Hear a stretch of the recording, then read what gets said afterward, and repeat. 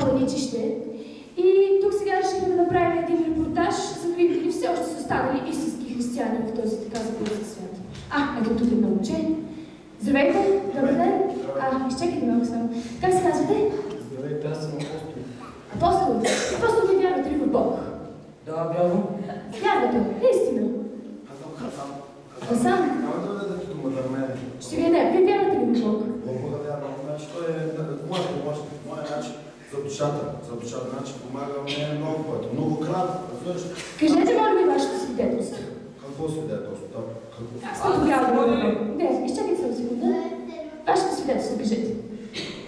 Аз, значи, как съм за така мога да кажа. Добре? Значи, прибирам се от улицата. Бяха ме били. Отивам си към нас, да живе на петета. Качвам се, вече качвам се, натискам копчето и вече на втора етаж заседа така, душичката ми се сви.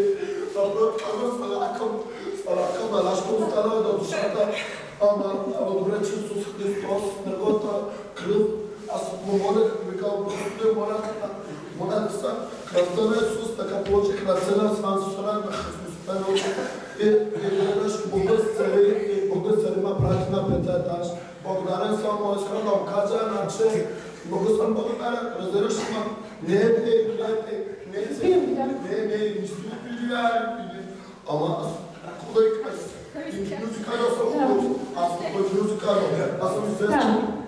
Вие искате да разкажете вашето свидетелство, разбирате? Ами, един приятел ме покани на църква, не? И ми каза, че там мога да намеря. Там ми каза, че мога да намеря хубава, умна и богоугодна жена. И аз отидох и наистина в църква имаше много красиви жени. Единственото, което ме държи в църква са красивите жени. Така ли? Значи красивите жени спасяват мъже? Да. Амин. Супер. А вие, господине, вие желаете ли да кажете нещо? Християни ли сте? Естествено, аз съм християнин. Християни. Ходите ли на църква? Естествено. И как повярвате? Ами, повярвах си, четвърто поколение съм. Християнин, Четвърто поколение? Да. И как повярвате? Кажете ли? Ми родих се повярвал. Дем настъпа чуваме, бе!